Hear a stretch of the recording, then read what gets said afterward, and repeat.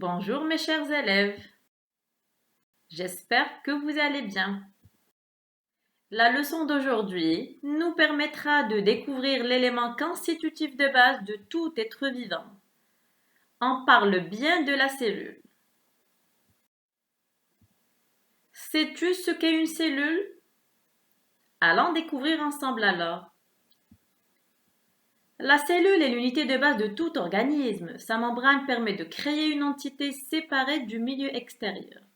Elle existe aussi bien chez les végétaux que chez les animaux. Certains vivants n'en possèdent qu'une seule et d'autres en possèdent des milliers.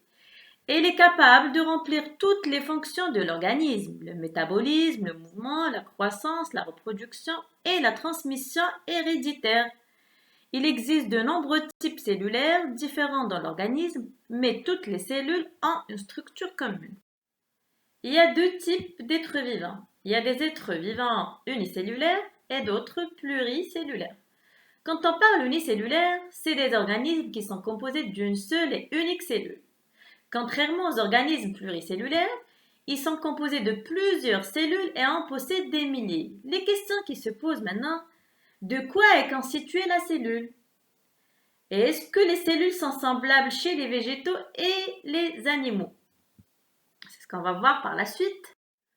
Pour pouvoir découvrir les différentes composantes d'une cellule, on fera une observation microscopique de cellules d'oignon. Pour cela, on aura besoin du matériel suivant. On a besoin d'un microscope optique avec une caméra intégrée. On aura besoin des lamelles, d'un scalpel, une pince à épiler et des pipettes. Bien évidemment d'un oignon, donc on va voir la cellule d'épiderme d'oignon. Et à la fin, on aura besoin du bleu de méthylène et de l'eau distillée. Pour réussir cette observation microscopique de cellules d'épiderme d'oignon, on suivra le protocole expérimental ci-dessous. Premièrement, découper un morceau d'oignon à l'aide d'un scalpel, puis avec la pince à épiler, prélever une fine peau qui était située à l'intérieur de l'oignon. Faire attention de ne pas la déchirer, cela pourrait fausser l'observation au microscope. Couper un petit morceau d'épiderme d'oignon, le disposer sur la lame et y ajouter du bleu de méthylène. Y apposer une autre fois une autre lamelle. Et enfin, disposer le tout sur le microscope et observer à l'aide de la caméra intégrée. Après avoir réussi l'observation microscopique de la cellule d'épiderme d'oignon, on pourra voir les différentes parties de cette cellule. Finalement, la cellule est constituée d'une membrane dite plasmique, qui est appelée aussi membrane cellulaire. C'est enfin une structure mince qui sépare le contenu de la cellule de son environnement direct. Elle régule les substances qui peuvent y entrer et sortir. Par la suite, on a le noyau, qui est une structure cellulaire contenant l'essentiel du matériel génétique de la cellule. Et oui, l'ADN. En dernier, on a le cytoplasme qui désigne le contenu d'une cellule vivante et la région comprise entre la membrane plasmique et le noyau. Chapitre 1. Découvrir l'organisation microscopique des êtres vivants. Lorsque l'on regarde un animal ou une plante, on repère les différentes parties de son corps, quelques-uns de ses organes, comme la peau. Mais on ne sait pas comment ils sont organisés à une petite échelle. L'utilisation d'un microscope permet de préciser cette organisation. Voyons les deux illustrations en bas. Là, il s'agit d'une observation au microscope optique de la cellule de muqueuse buccale. Dans la deuxième photo, là, on voit une observation au microscope optique de la cellule d'épiderme d'oignon. Observons très bien les deux illustrations. Qu'est-ce qu'il y a de commun? Qu'est-ce qu'il y a de semblable dans les deux types de cellules? Les observations faites révèlent que la muqueuse buccale et l'épiderme d'oignon sont constitués de très nombreuses cellules, pas qu'une seule. Il s'agit ici des organismes pluricellulaires. Chaque cellule est délimitée par une membrane, est remplie d'un liquide appelé cytoplasme et bien évidemment contient un noyau plus ou moins central. Ce qui nous est demandé par la suite, c'est d'entourer en rouge une cellule dans chacune des illustrations ci-dessous. Voyons là, on a dit qu'une cellule est constituée d'une membrane plasmique. Dedans, on trouve du cytoplasme et au milieu, on trouve le noyau qui est plus ou moins central. On va essayer d'entourer des cellules dans les deux illustrations. Là, il s'agit bien d'une cellule de muqueuse buccale humaine et là aussi une cellule d'épiderme d'oignon.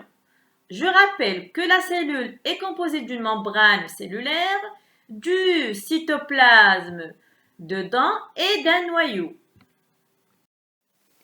Là, nous allons schématiser deux cellules de muqueuse buccale humaine et deux autres d'épiderme d'oignon.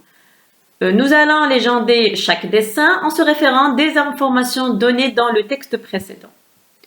Nous devons aussi préciser le titre, le grossissement d'observation et à la fin l'échelle de chaque dessin. Dans la première case, on va dessiner deux cellules de muqueuse buccale. D'accord, donc on va définir les composants. Là, on a le cytoplasme. À l'extérieur, la membrane qui délimite la cellule. Et au centre, on a le noyau. Là, il s'agit des cellules de muqueuse buccale observées au microscope optique x100. Nous passons au deuxième type de cellules qui sont les cellules d'épiderme d'oignon. Là, on a la membrane à l'extérieur, les noyaux bien dedans. Et là, on a le cytoplasme qui sépare la membrane du noyau. Je rappelle, il s'agit ici d'une cellule d'épiderme d'oignon observée toujours au microscope optique, mais x10. Allons découvrir ensemble les êtres vivants unicellulaires. Certains êtres vivants ne sont constitués que d'une seule cellule. Cette cellule possède une membrane, du cytoplasme et un noyau. Les organismes unicellulaires sont des organismes composés d'une unique cellule, à la différence des organismes multicellulaires dits aussi pluricellulaires. Cette appellation regroupe diverses formes de vie, notamment les bactéries, les levures. En règle générale, les organismes unicellulaires sont microscopiques et sont présents dans tous les milieux et sur toutes les surfaces, à moins que ceux-ci n'aient été stérilisés. Question 1.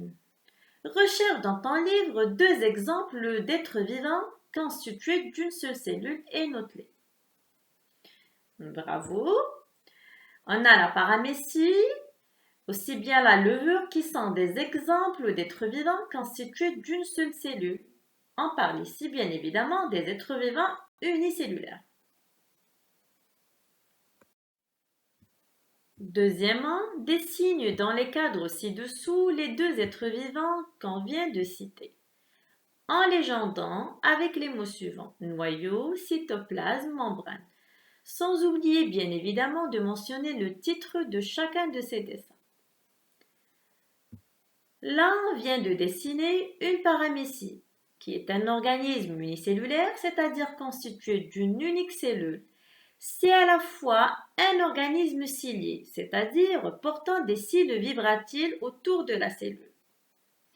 Cette paramécie vit en eau douce, elle est très fréquente dans les mares et les étangs. On va légender ensemble. La première flèche à vous. Bravo. Il s'agit d'une membrane plasmique. La deuxième flèche. Là, le cytoplasme qui sépare la membrane du noyau. Je rappelle qu'on a dessiné ici une paramécie observée au microscope optique. On dessine le deuxième être vivant unicellulaire. Là, on va dessiner la levure qui désigne originellement des champignons unicellulaires capables de provoquer la fermentation des matières animales ou végétales. Cela provient de l'aptitude de la levure de boulanger à faire lever la pâte à pain. Elle n'a rien à voir avec la levure chimique, qui est purement chimique. Alors, la première flèche, c'est le cytoplasme, bravo. Deuxième flèche, à vous. Très bien, c'est le noyau. Et en dernier, on a la membrane plasmique. Comme on avait déjà cité, là il s'agit d'une levure observée au microscope optique. Ce qu'il faut retenir alors, c'est que la cellule est l'unité de structure des êtres vivants et qu'elle existe aussi bien chez les végétaux que chez les animaux. Elle est constituée d'une membrane plasmique dite aussi membrane cellulaire, d'un cytoplasme et enfin d'un noyau. Certains êtres vivants ne possèdent qu'une seule cellule. Ce sont des êtres unicellulaires, alors que d'autres êtres comme l'homme, les plantes, les vertébrés ou même les intervertébrés en possèdent des milliers. Dans ce cas, on parle des êtres pluricellulaires. C'est la fin de notre leçon et à bientôt pour un nouveau voyage et une nouvelle découverte.